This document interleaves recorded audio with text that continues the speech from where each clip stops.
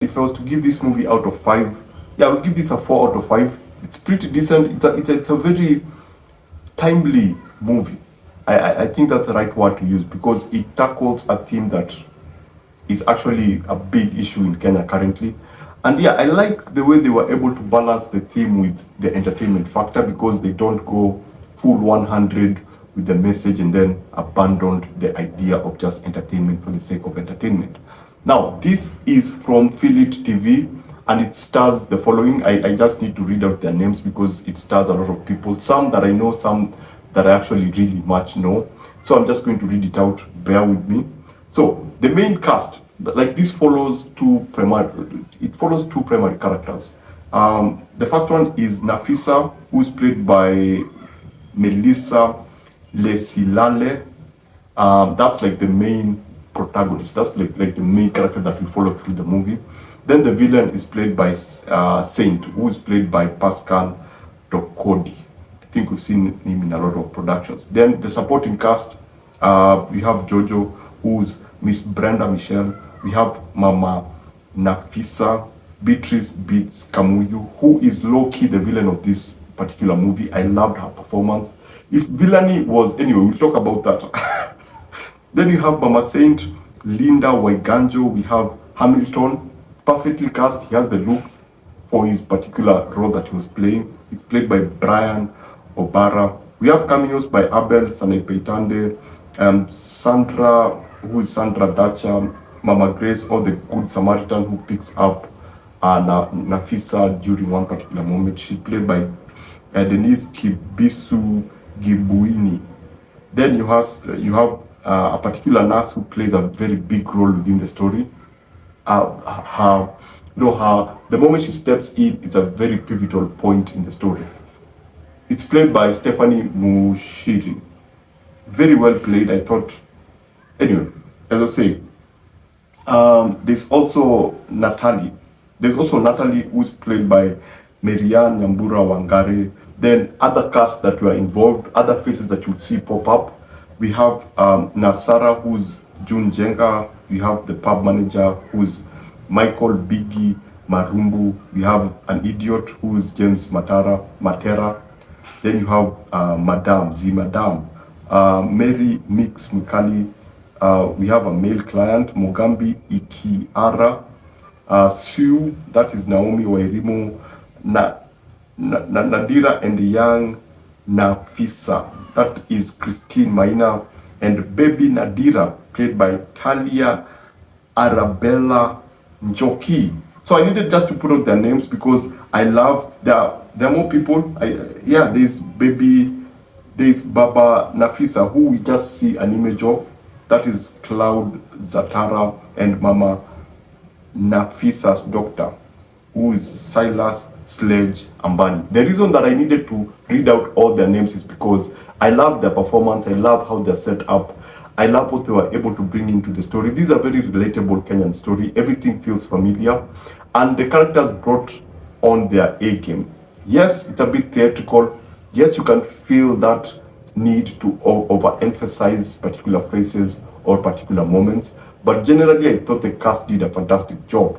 Now, in terms of this cast actually coming to life, the makeup team and the costume designers did a great job, especially with Nafisa. Nafisa's character goes through a lot through the movie, because we see her come from a particular point and she has a look that you go like, that's a totally different person. And when she jumps now into this other situation, you even have a moment where she's turned around, she even looks at herself and she's actually shocked. Because again, I think the makeup team do a great job. And the person that you meet after that happens onwards is totally different. She looks different. Because of that look, she looks like a totally different character. Yes, you have a personality running across, still a totally different person in terms of looks. So the makeup and costume designers did a great job. Even when you get to now Saint being introduced and coming into her life, she even has a certain look. And then you have the last moment where she's also given a totally different look. The nurses look the part. Akina Stephen Mushiri look really great. June Jega look good. And the best, what they did with Beatrice Beats Kamuyu's character, who is Mama Nafisa. I think now the prop come in and the makeup artist come in to totally make her feel like older, because I've met her. And if you were to look at her in the real life and look at who she was performing, who she was in the movie, those are two different people. They were able to transform her into person, this person that, and this goes now into the performances and in relation to the story and how everything was set up. Pascal as Saint is awesome. He's a sociopath, and I think he was having the time of his life with this particular character. I think he was having a great time. You can actually tell when actors are having a great time with a character, because he is, yes, according to me, he's one-dimensional, but Pascal gives him so much life and so much personality that he is always enjoyable to watch when he comes on screen. Now Abel Mutua and team, I suspect that is it just me, or did you guys get this character was inspired by someone that we all know?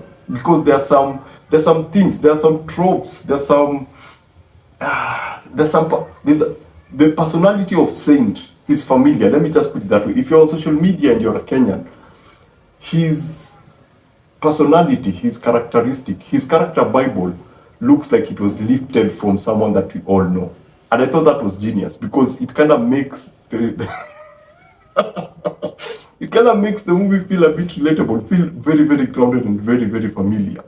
Now, with what they did with Nafisa, I thought that was pretty cool. She's played by Melissa Lesilale. She's great in the character, in how she's able to transform during all these moments. I thought they really pushed her as an individual. I mean, when I talk about transformations, there are moments at the end where you go by, like I say, she looks totally different. When something happens to her at the end, with the makeup and what they were able to do with her back, and when that particular thing is happening, she really comes to life and she really brings her A game. Her performance, I thought, was really, really good. And then now you put them together with Pascal and you get now that really, toxic relationship. Familiar but toxic, because man, you guys, I suspect you guys picked it from somewhere, because there are a lot of things that are presented we see on social media with some internet personalities. Apart from that, the choice of music is really good. The locations make the movie feel bigger than I thought it needed to be, because you go through different places and it feels like a broader universe. It feels like a broader world. The world building is more than just focusing on these people in one place, because she comes from somewhere, she gets somewhere, she goes to another place. So you feel like the story is moving around. It's not grounded to one singular place, or it doesn't feel like it's contained in one particular area. So that was pretty cool. Now, in terms of cinematography, the movie looks good. The colorists did a great job. I think the composition is okay, but my favorite thing about this movie when it comes to the cinematography is that the camera was always moving. So that I have a problem with, yes, at moments you're like, yeah, this looks like it's from a music video, but generally the idea of just moving with the camera sometimes, and just introducing some really nice camera transitions, especially when they were shopping, that was a nice touch. It gives this movie its own, feel, and it makes the movie feel like it's very well paced, because you don't feel like you settle until maybe the second and third act. Uko Musho. You don't really feel like you're settled. You're always on the move. The camera is always moving with you. And if again now you go back to the costume designers, there are decisions that they make that are very, very interesting. Raunchy sometimes, but very, very interesting. The editing is okay. It's not something that I would actually talk about, but I'll talk about that in what I did, what I had a challenge with. But generally, the editing works for what the movie is supposed to be. Now, this movie is designed for a particular audience, and the structure is designed to serve that particular audience. Yes, I'll talk about that in my negatives, but it's a structure that is easy to follow. Yeah, it's a very basic, it's so relatable that on one hand it works very well for any group of audience. Anybody can watch this and understand what's happening. It does not really challenge the audience. It just gives people what they expect, and just tries to do something different with it. Because watching this, there are story beats that were taking place, and I was like, this is where she does that, this is where she does that, and after that, this is where he does that. It's a bit predictable, not a bit, it's very predictable actually, when I come to think about it. Apart from what they do at the end, I thought the I thought the general structure of the film is very, very, it's simplistic and approachable. Let me just put it that way, because anybody can go in and actually understand exactly what's happening from A to Z. There are funny moments. If you're a fan of Abel Mutua, there are some satisfying moments, funny but satisfying in a way, as he plays with this other person. There are very good cameos. As I said, Tugi makes a cameo. If you know, you know.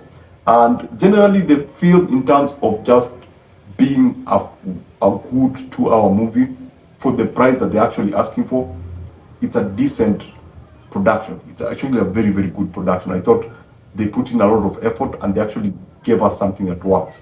Now, outside that, the things that I had an issue with, number one is the structure. Yeah, just because you're creating a story that is a reflection of what is happening in the society does not give you the excuse not to be creative.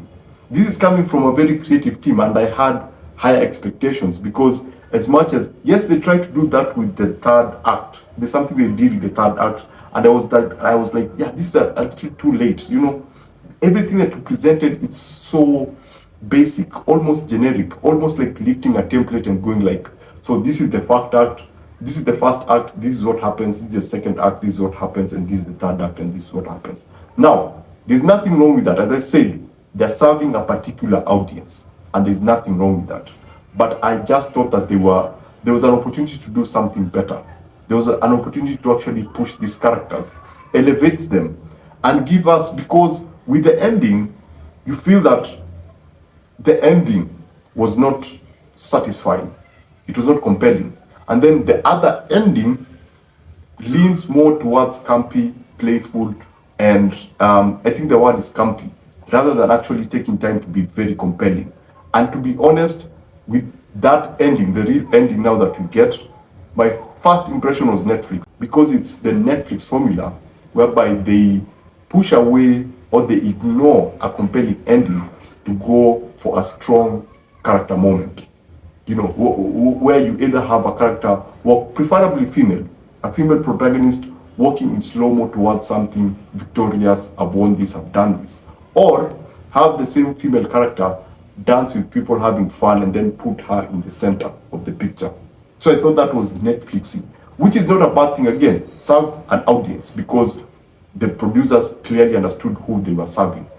I wish it would have been more compelling, and that again is based on the fact, now I'm going to be the football player who goes like, oh, you should have, how do you miss that goal? The goal was open. How do you miss that? Or the midfielder, what are you doing?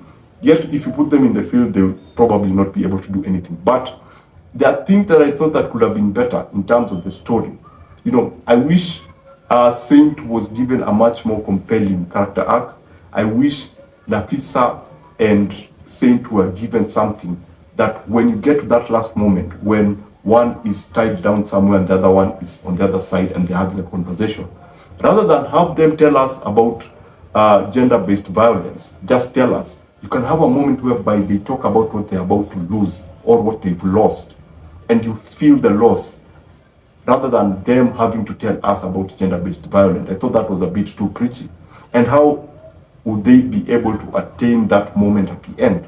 Number one, somewhere in the second act, establish that maybe Nafisa has an objective, a secondary objective that she's going for, and she needs to get money. Apart from providing for her sister and her mom, give her an objective for herself. Give her a vision board that we never see as the audience. And you can put her in a position whereby, as the movie has established, Saint is the gateway to that thing that she wants.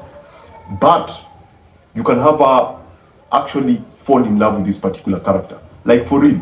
Make it look real, like she actually falls for this dude.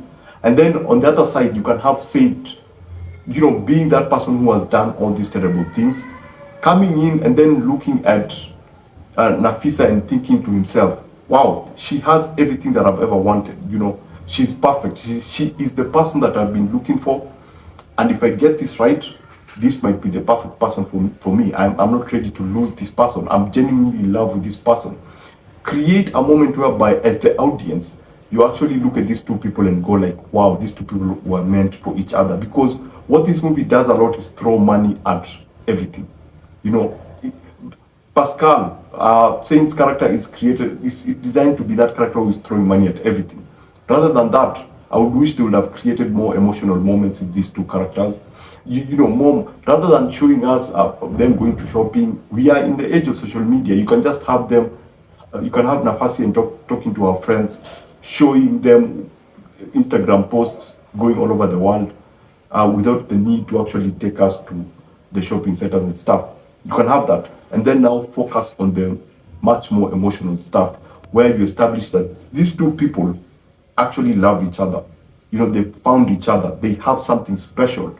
So that now, when you get to that end, when you have Nafasi and Saint on the other side before the baseball bat comes out or comes in, you can have her have that conversation. And as the audience, you do not need the movie to tell us about gender-based violence, or you don't need the movie to tell us about the impact of the actions of Saint.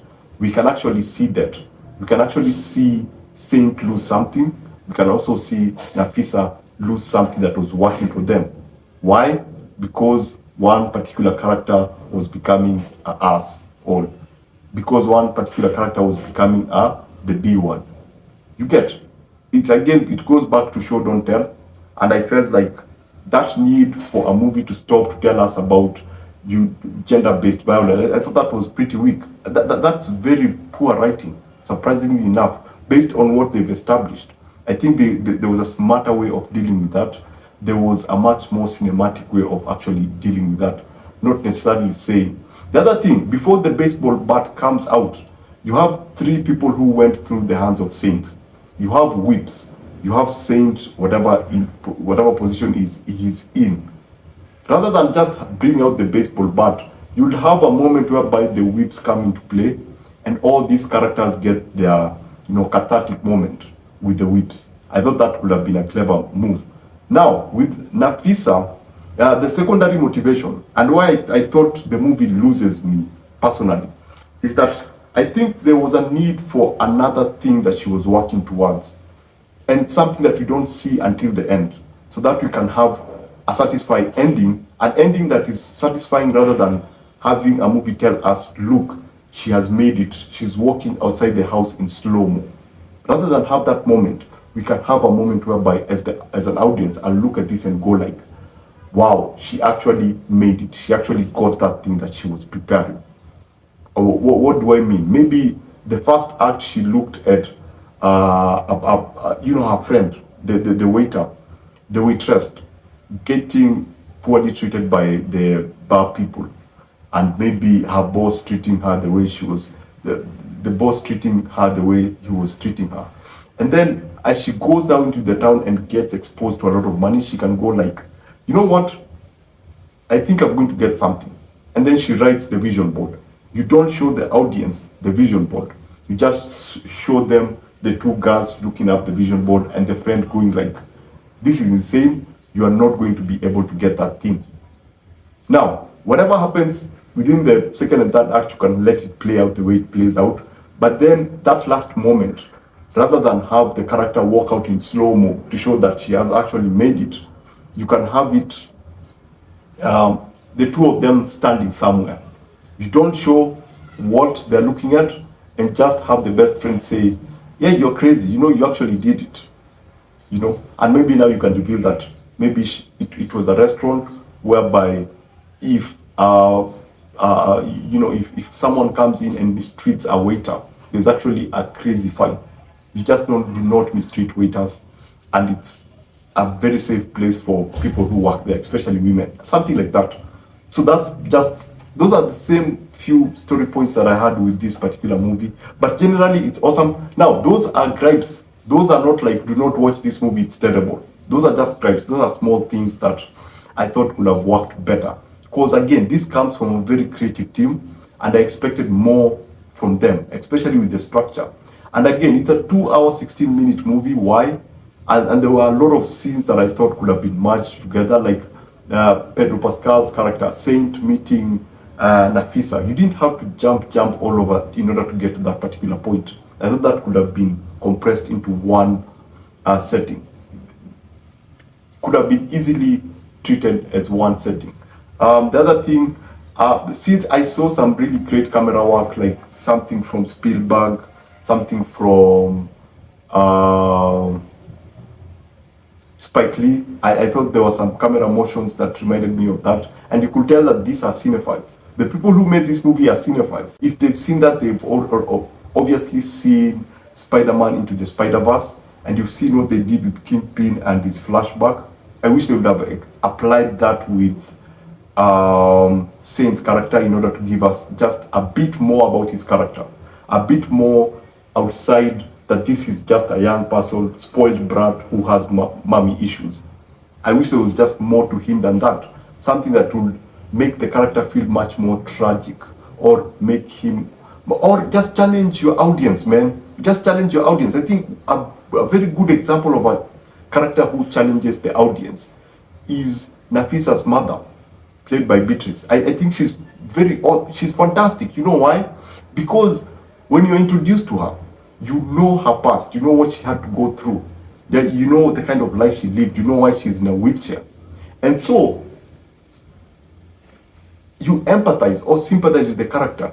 But then when she opens her mouth, you start looking at her differently. And by the time you get to the third act, you're looking at this person, you're trying to sympathize with it. You're trying to go like, yo, I see what you had to go through, but you're being something else right now. I really don't like you.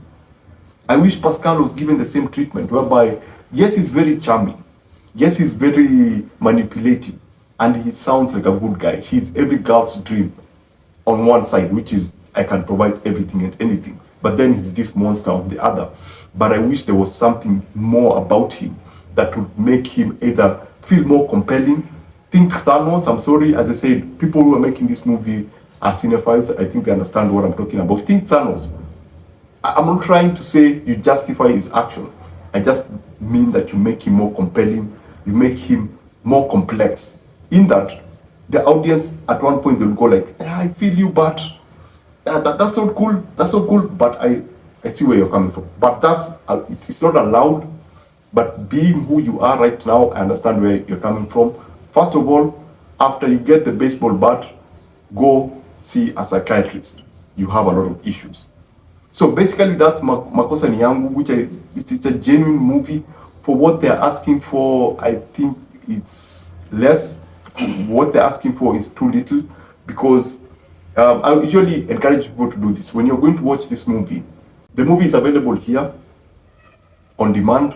The prices are friendly. The prices are so friendly, but I always urge people to actually go there with number one. If you are to go to watch this movie, pay for a movie ticket and pay for the convenience.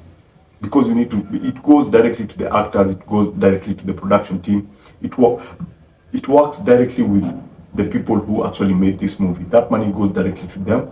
You can support them, and you can support even, because at the end of the day, it will always trickle down to the actors, the normal people, as compared to other services. Anyway, basically that's it. Remember to always watch what you enjoy and enjoy what you watch. Shall see you on the next one. Adios.